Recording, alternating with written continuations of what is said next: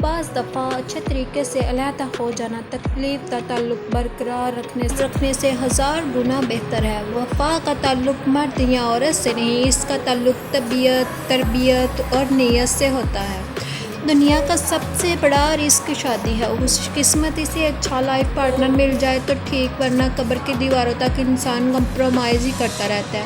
کہتے ہیں کہ معاشرے کی تمام برائیوں کی ذمہ دار بہو ہے، وہ اولاد کی تربیت نہیں کرتی، لیکن کہنے والے یہ بھول جاتے ہیں کہ جب اولاد کی تربیت کا وقت آتا ہے، اس اکیلی بہو سے گدھوں کی طرح کام لیا جاتا ہے، سوائے اولاد کی تربیت کے۔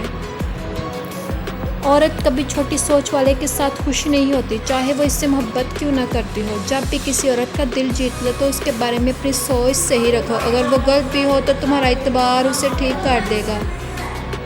محبت اور موت پورا انسان طلب کرتی ہے۔ جانتے ہو اذیت کیا ہے؟ اپنی آنکھوں کے سامنے اپنی اہمیت کو کم ہوتے دیکھنا اور پھر بھی خاموش رہنا۔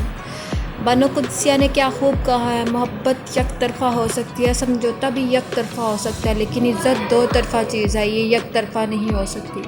شکریہ۔